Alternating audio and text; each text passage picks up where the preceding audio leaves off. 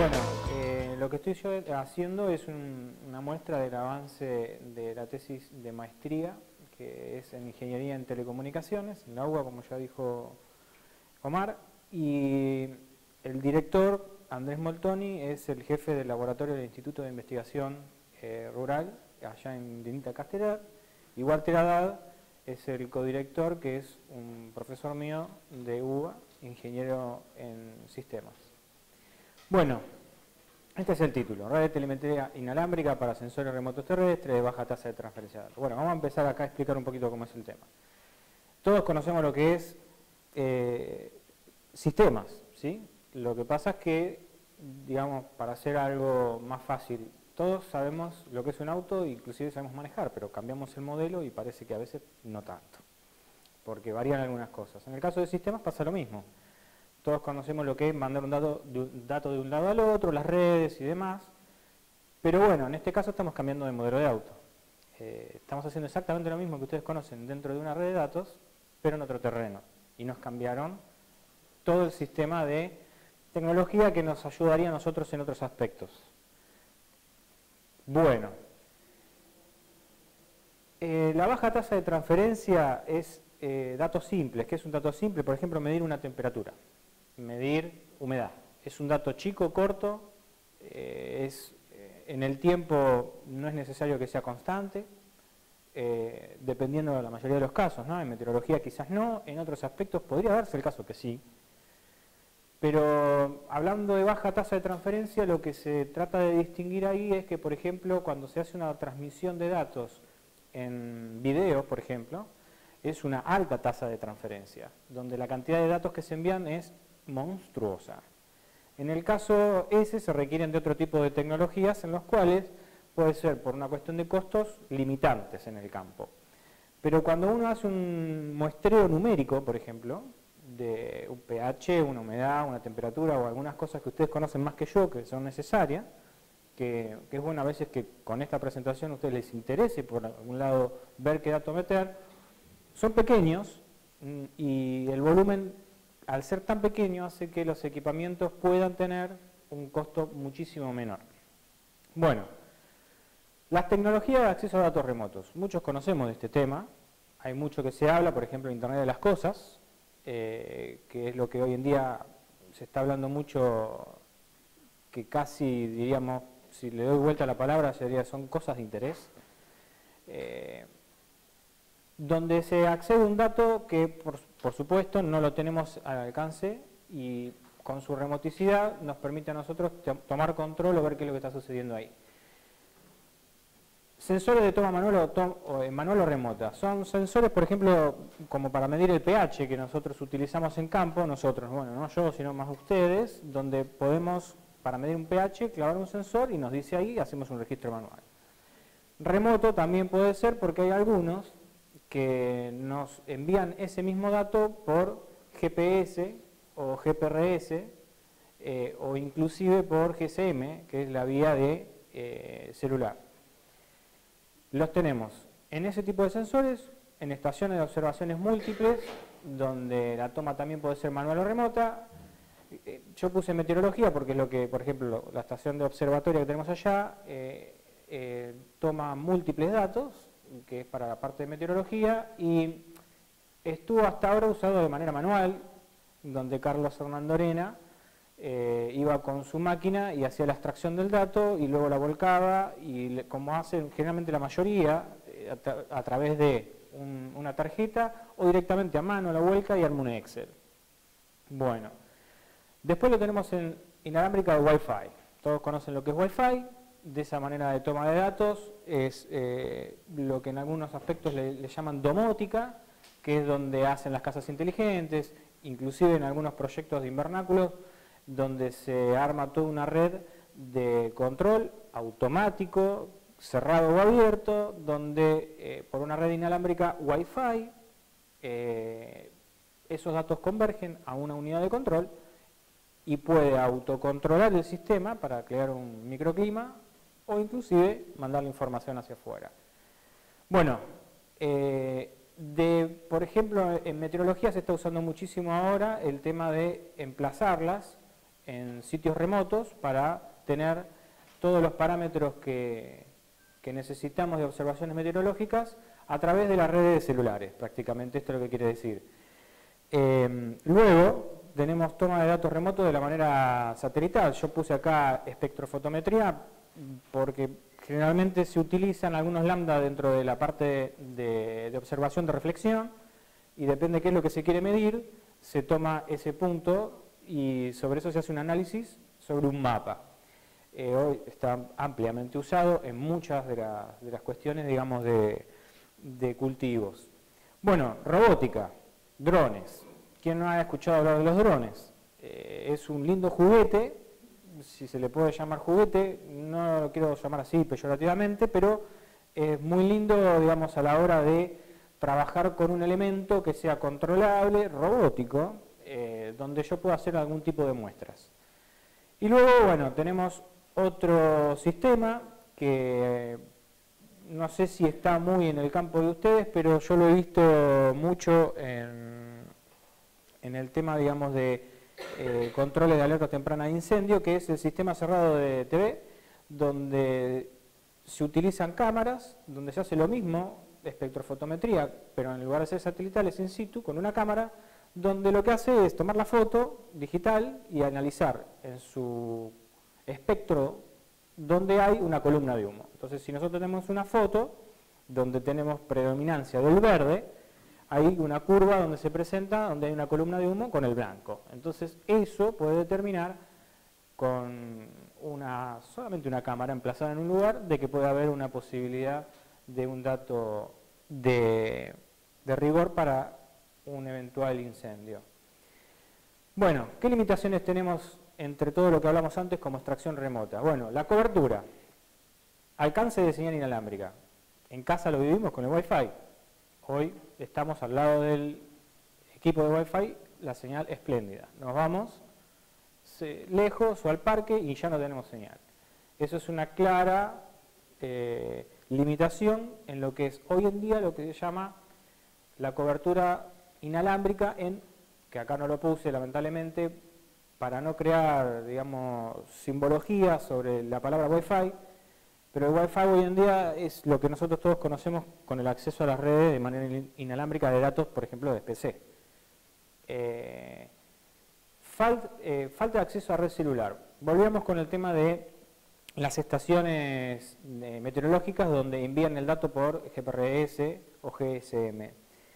No, ya sabemos cuál es el problema hoy en día que tenemos en celulares, ¿sí? No bien particularmente dentro de un edificio, donde es muy común, por una cuestión de la permeabilidad dentro del acceso de la señal adentro de un recinto, sino que también las empresas, y esto es una gran disputa que puede abrirse a muchas aristas, de dónde y dónde no hay, y por qué sí, y por qué no, se ponen antenas para poder tener acceso a la red de celular.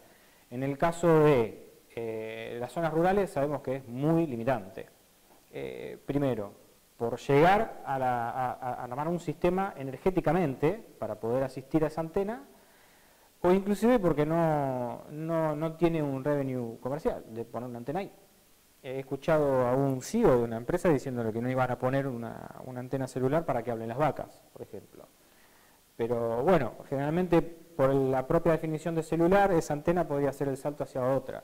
Así que bueno, sobre ese caso es un técnico sobre una cuestión, digamos, económica de las empresas. Bueno, esto no tuve todavía una información muy precisa sobre qué clase de pixelado en lo que es una limitación en la cobertura de imágenes satelitales. Por ejemplo, cuando mostraban en las proyecciones anteriores un mapeo de una determinada reflexión para ver un estadio de cultivo, en el caso, por ejemplo, de la consulta volvemos a alertas tempranas de incendio, un caso que tiene parques nacionales, es que tienen casos, digamos, de censados remotos de estaciones meteorológicas para ver las condiciones donde ya es prácticamente una situación de combustible plena, el lugar donde se está midiendo, y se hace a través de una estación meteorológica, combinado o no, o separado con un tema de imagen satelital donde le da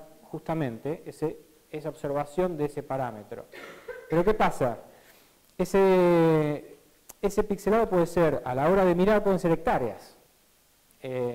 O sea, la granularidad que tiene esa pisada de satélite al tomar la muestra, cuando uno baja a tratar de aumentar en el lugar, puede ser de que el pixelado no dé un rendimiento como para decir, bueno, en una zona suburbana hay hectáreas donde son más propensas a tener un incendio por justo estar al lado de una zona, digamos, habitada, y no pueden ver en ese lugar si el píxel es verde o no, combinado con un área grande, extensa. No sé si se entendió eso, pero bueno, traté. Energía, bueno, caso fundamental. Hoy sabemos mucho sobre las energías alternativas, pero tienen un costo asociado al tipo de potencia que se requiere para poder mantener una antena, digamos, de celulares, en algunos de los casos, o, por ejemplo, algo menos costoso, pero sí puede ser medio feo para los ecologistas, andar poniendo en las cámaras que se sitúan en algún parque, hablando de vuelta del tema de censado de alerta temprana de incendio, un semejante panel solar arriba de un árbol con una cámara. Sería horroroso ir por Camino 7 Lagos y andar viendo por todos lados. Eso es por la potencia que demanda mantener todos esos equipos. Escalabilidad. Escalabilidad significaría, yo si de lo que pongo, puedo partir de él. Y eso, por ejemplo, es una de las premisas de la red celular. La red celular, volvemos a la definición, que por ser células, se concatenan entre sí para poder cubrir grandes áreas.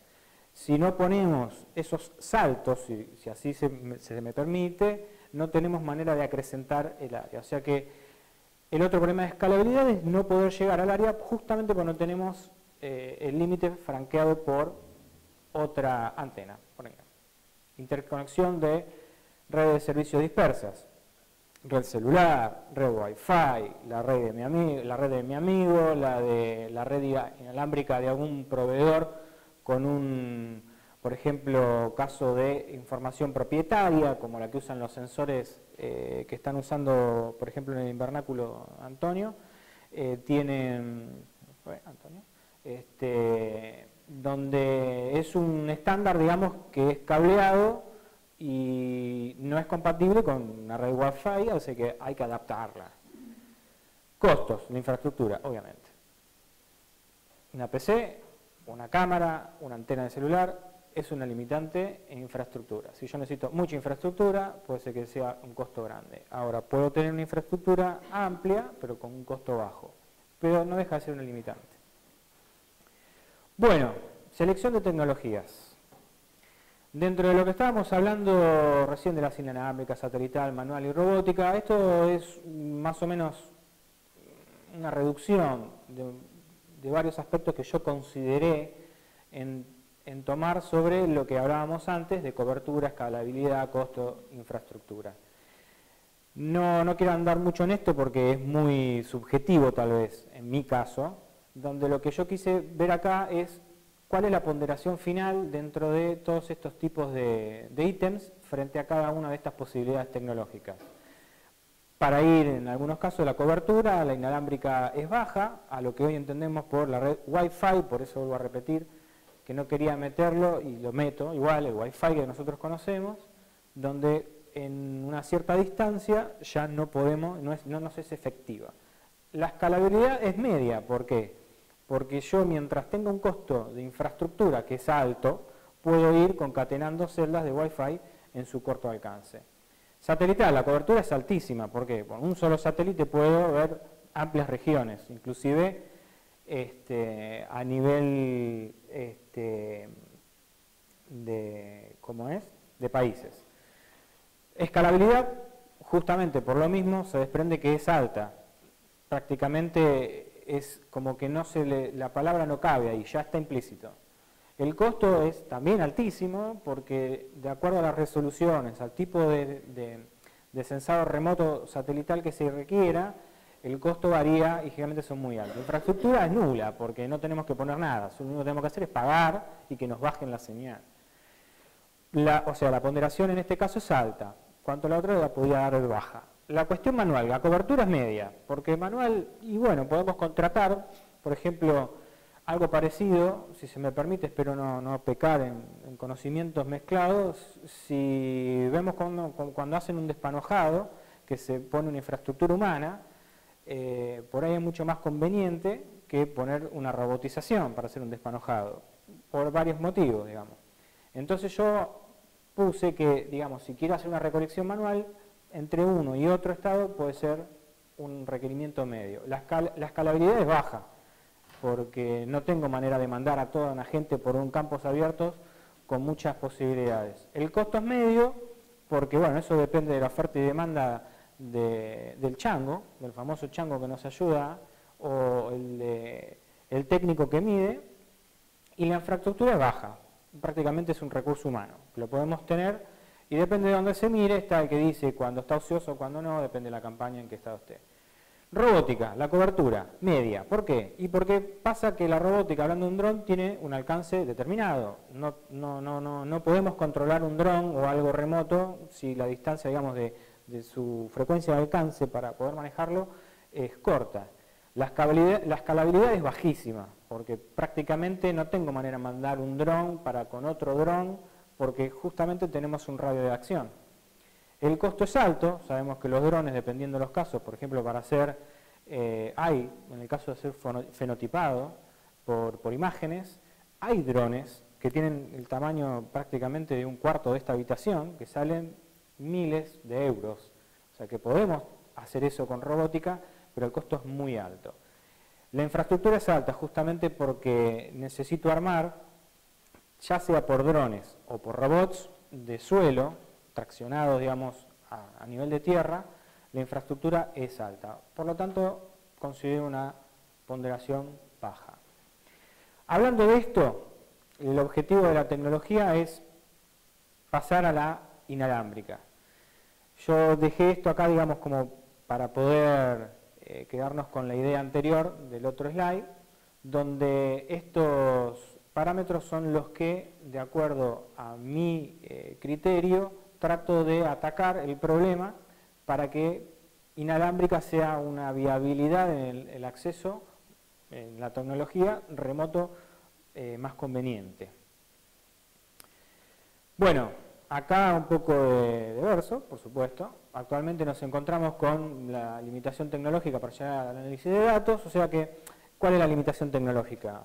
Los datos que por ejemplo, en el Wi-Fi corto alcance no nos permite hacer accesos a grandes áreas, si bien en una parcela de ensayo puede ser, e inclusive hasta no, porque en el caso de Alan, que estuvo haciendo el doctorado en Australia, puede ser, si mal no recuerdo, en el anterior, él planteó un problema que tuvo, que en el ensayo no tenía para disponer, digamos, si trabajaba con tecnología, digamos, de prototipado Arduino, que es otra cosa, y con sensores de la misma clase, no tuvo posibilidades de llegar a hacer las mediciones, digamos, de humedad en ciertas plantas porque a cierta distancia no le llegaba la cobertura. Entonces tuvo ese problema. Quizás él podría tener una mejor ponderación estadística dentro de más mediciones si hubiera tenido mejor alcance. Digamos, eso es la justificación por qué pasar a la banda que en el principio, y déjenme marearlos un poco con ir para acá atrás, en el título, que es esto, la banda ISM de 915 MHz. Hacia adelante lo voy a explicar con una tabla que es horrible para ustedes. Bueno, el concepto clave. La transmisión inalámbrica de baja tasa de transferencia de datos, en la banda de subgiga, tiene como objeto poder incursionar en la toma de información simple. Repito, datos que no sean de mucho volumen, en áreas poco provistas o inexistentes de red de acceso, públicas o privadas, en el caso de GSM, o un dato, por ejemplo, de GPS que tenga que ser derivado. No sé si lo conocen, pero por ejemplo, vieron que ustedes tienen GPS en el celular, pero no todos los equipos celulares tienen un equipo GPS adentro que mira los satélites, de hecho no lo tienen. ¿Y cómo hacen para saber dónde están? ¿Alguno lo sabe? ¿Qué hace? Triangulación. a través de la distancia, por medición de potencia, dice, bueno, acá hay una celda, acá hay otra, acá estoy yo, allá está la otra, ¿cuánto mido? Saca la relación de la posición sí GPS que tiene puesto el proveedor de servicios de la antena y me dice dónde estoy. Entonces de ahí hace un tracking y cada vez que yo me voy moviendo me dice, y por eso tenemos hoy en día en Google Maps que ponemos dónde estamos y nos dice dónde estamos. Pero no es porque tenga un GPS, o sea que también tenemos que converger a otra red asistente para que en esos equipamientos sepamos nosotros dónde estamos parados. Si no tenemos celda de celulares, vayan a ver en el medio de la nada a ver si les dice dónde están parados. Bueno, 9.15. Las bandas de frecuencia no licenciadas son esenciales porque generalmente los proveedores de servicio de celulares, volvemos a lo mismo, para enlazar sus antenas utilizan frecuencias que son licenciadas, o sea, se pagan. De hecho, la misma señal de celular que ustedes le llegan al celular es licenciada, se hace una licitación pública y se da por una cierta cantidad de años, etcétera, etcétera, que es toda esa puja que hubo hace poco por a ver quién tiene las bandas, quién no, y que estuvo en el medio varias empresas. Se paga, es como que se hace un contrato por varios años y bueno, hay que justificar para qué se va a usar, la esenciabilidad de esa frecuencia, y en el caso de las que son no licenciadas, no es necesario hacer ningún trámite burocrático ni pagar por ello. ¿Cuáles son? Wi-Fi. En nuestra casa no tenemos que decirle a nadie, solo vamos, compramos, ponemos. Y eso también es un problema, que es también base de la tesis, por lo cual la hipótesis se basa en tratar de bajar a esta banda, que es sub-giga, porque la que nosotros usamos en el Wi-Fi es de 2.4 GHz, tengámoslo ahí, no expliquemos.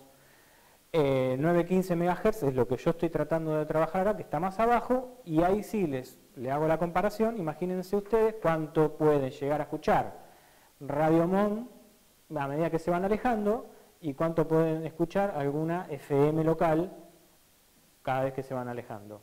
O si escuchan acá Radio Continental, o escuchan FM Horizonte. Generalmente las bandas de frecuencias de FM son más altas, tienen corto alcance. Las de menor frecuencia, como las de AM, tienen mayor alcance. 2.4 GHz es mayor, tiene corto alcance. 915 MHz es muchísimo menor, tiene más alcance. Bien. Problema. El actual escenario de esta infraestructura inalámbrica está posicionado en el segmento del espectro, lo que acabamos de hablar recién. Pero se le suma algo más. Microondas, teclados, control remoto de autos, PlayStation, juguetes, redes inalámbricas de casa, redes inalámbricas de enlaces entre edificios. Todo eso es 2.4 y seguimos, y seguimos, y seguimos. ¿Por qué pasa esto? Porque 2.4 es un nicho donde ya la industria está posicionada y tiene para revender, revender y revender y revender, y todavía no se agotó y no tiene necesidad de matar el producto, como se llama en la parte de economía. Todavía sigue en una curva donde sigue dando revenue. Pero el problema es que imagínense ustedes, si dentro de la particularidad de este tipo de protocolo en Wi-Fi, en el edificio tenemos a muchísima gente, todas con esto. Generalmente los canales se empiezan a cruzar, no tenemos señales, algo pasa, llamamos a la compañía porque no tenemos internet, pero es una cuestión de equipamiento por la gran polución que hay en estos enlaces. Encima, al no ser licenciados, no se dice dónde está, lo ponen donde uno quiere, no sabemos dónde hay un enlace que está puesto y puede ser que tengamos algún problema, digamos, de interrupción por ese tipo de banda.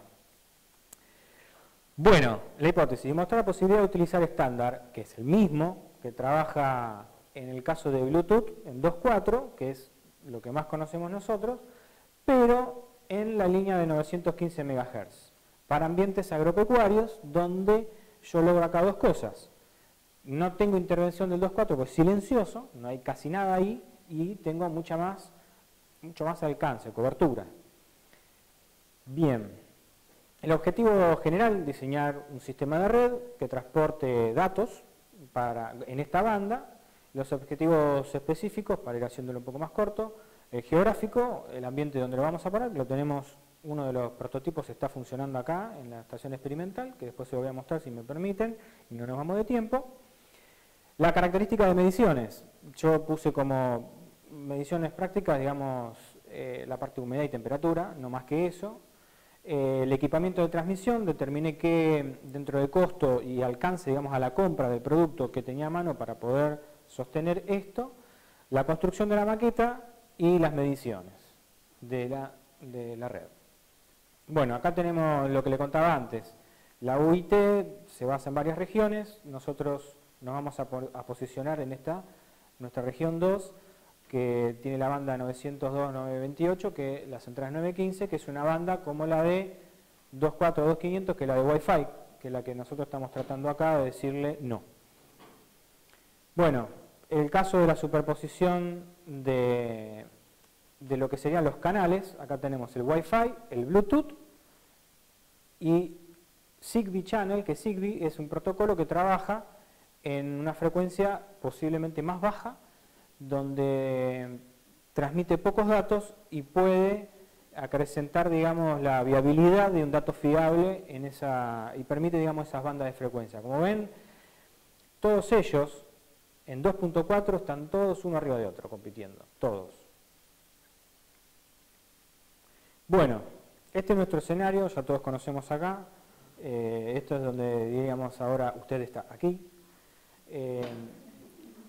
Digamos, en este área es donde yo hice, digamos, la idea de poner la red para ver su alcance. Este es el tipo de sensor más característico que se compra por muy poco dinero, donde se instala dentro de una plaqueta de prototipado y eso nos puede dar una información de temperatura y humedad. Datos técnicos, por si alguien lo quiere ver después en otro momento con detenimiento, creo que no, pero bueno, ahí está. En este caso, bueno, acá tenemos justamente las dos bandas que están en pugna, donde yo trato de sostener esta. Acá hay un tema de intensidad de campo eléctrico, fenómeno de radiaciones no ionizantes, lo que se asustan de que se van a quedar pelados dentro de 20 años por el tema de estar al lado de la red Wi-Fi. Le puedo contar una gran anécdota. Mi viejo fallecido, que si en este momento se reirá, que a mi edad ya era pelado. Y yo estoy en telecomunicaciones desde hace 30 años. Y bueno, alguna que otra agujerito tendré, pero no me quedé pelado. Así que soy un ejemplo viviente, tal vez, de mi propia biología, de que eso no es así. Y la Organización Mundial de la Salud ha dictaminado que hasta el momento no hay, obviamente es empírico, no hay ningún condicionante de que lo que es la red no ionizante, por ejemplo en el caso de los celulares, cause esos problemas, ni las antenas ni los celulares. Discusión aparte. Bueno, esto es una formulita que justamente son algunas cosas que hacen los cálculos para ver la viabilidad del alcance y nos da una curva más adelante. Este es el transmisorcito, ahí se ve en fotito, pero este es el tamaño real, digamos, de lo que mide, donde se dan todas las condiciones que yo tengo ahí para lo que era mi propuesta, digamos, para llegar a esa hipótesis. Bueno, alguno habrá visto esto, me imagino, y habrá dicho, yo soy el culpable, yo soy el culpable de poner otra cosa más que los molesta a la hora de cortar el pasto. Yo soy el culpable. Bueno, acá estos mojones son más o menos, tendrán 1 metro y algo, están autoalimentados por paneles solares, como pueden ver. Están desde principios de mayo funcionando, hasta ahora sin interrupción, que es también otra de las consignas. Esto, digamos, es todo lo que tiene metido adentro, nada más, o sea que todo esto prácticamente es un bodoque que lo que hace es cumplir funciones de que se vea, no le pasen por arriba con la cortadora de pasto, sostener esto por una cuestión pivotante y acá adentro, bueno, tenemos el almacenamiento de una batería, un regulador de voltaje que hace que el panel solar cargue la batería y todo lo que ya conocemos tecnológicamente. Hablando técnicamente, esto es una guasada a nivel, digamos, de lo que es la infraestructura de alimentación, porque estos equipos dan 300 miliwatts, Esto consume muchísimo menos, dependiendo del caso, puede estar consumiendo 15 miliwatts, pero esa razón de poder sostener la batería y de poder poner prototipados donde tengan controles adicionales que consuman más y que aumente la capacidad del propio transmisor, que sea, por ejemplo, algún elemento de sensor que se pueda poner acá. Esto es como si fuera la imitación en mi banda de 915, la que estoy proponiendo, de una celda celular, por ejemplo. Bueno, hay dos en este momento, y el coordinador que está en mi oficina, allá abajo, que es el que concentra la información de acuerdo a lo que vamos a ver ahora. Bien, este es el escenario de la prueba de campo que nosotros tenemos como para probar el alcance. Este es un punto donde se puso un emisor dentro de un prototipo que, a ver si tenemos, acá está. Este es el aparatito metido ahí adentro, o sea, ese aparatito con una antena está metido dentro de una cajita, arriba de una de las estaciones meteorológicas. Se pelearon bastante entre ellas, pero esta es una de las que le sacaban información ahí. No es que está tomando la información de acá, pero yo la apoyé para hacer un sistema extremo, o sea, puesto a ese nivel que es muy bajo. Esta antenita es de muy baja ganancia dentro de las altas que hay para poner en estos bichitos, y encima son unidireccional. ¿Qué quiere decir eso? Que reparte toda su ganancia para todos lados, no está enfocada hacia un lugar. La energía, saben que está ahí, siempre la achico, la estiro, la agrando, la bajo, pero siempre tiene una misma cantidad. Entonces, omnidireccionalmente, digamos, desde un punto hacia otro, si trazamos la línea, tengo una porción muy chiquitita de esa energía para captarla. Bueno, este soy yo haciendo un test piloto de la condición ideal, es como si estuviera escuchándole al lado, en la oreja, al transmisor que estaba ahí. Bueno, esto es un dato relevante a la hora de mediciones de enlace, donde menos 40 dB es justamente eso, como si alguien me estuviera hablando al oído. Es muy poca la pérdida que hay aquí. Volviendo atrás, eso se emplazó aquí, y ahí se tomó la primera muestra. Luego me fui corriendo a través del caminito, me habrán ido viendo que había un loco con una laptop y un auto que lo ponía ahí, fui tratando de buscar lugares donde haya enchufe, el único que encontré fue acá, desde acá hasta acá, ahí pude enchufarme, casi se me apagan todas las mediciones. Luego partí a este lado del campo que lamentablemente para mí no estaba sembrado, ya había sido cosechado, o sea que estaba directamente sin ningún efecto, digamos, de perjuicio para la transmisión inalámbrica. Después tomé este punto de aquí para hacer una primera unidad de cobertura. Esto, si lo ponemos en grande, sería un radio donde dentro de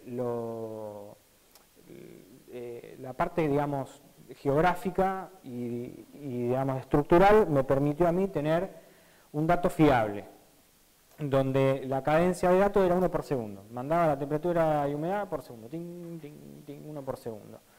En el caso de ya perderlos completamente, estábamos en este límite de territorio, que prácticamente estaban entre los 500 y los 750, casi 300 metros, 500 metros, dependiendo el caso, digamos, de la, digamos, permeabilidad por infraestructura.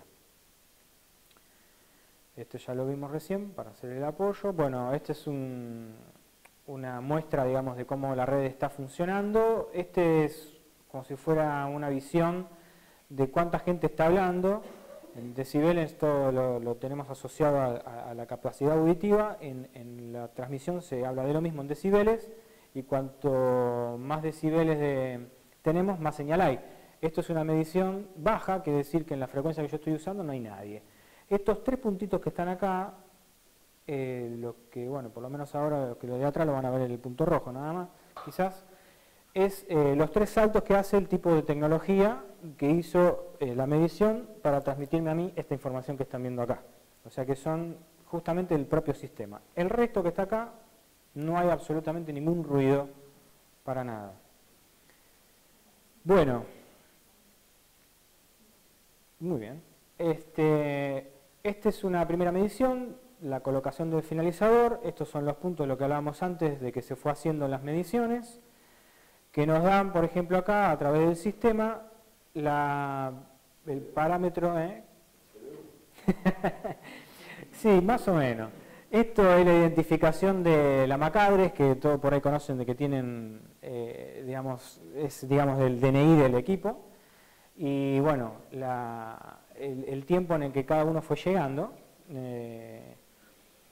Esta es la segunda partida donde se colocó un salto para poder hacer lo que hablamos de, claro, el salto para la escalabilidad.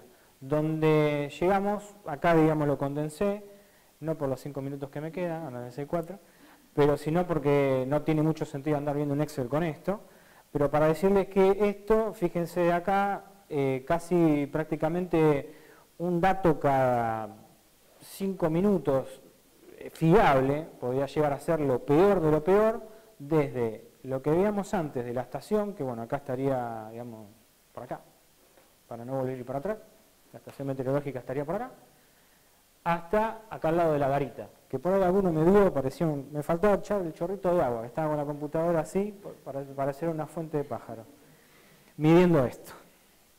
Bueno, esta es la curva que se hizo primero en un análisis teórico, y bueno, nos dio prácticamente, dentro de lo teórico a lo práctico, que estamos llegando a esa posibilidad del enlace de casi a 1.2 kilómetros de cobertura en campo abierto.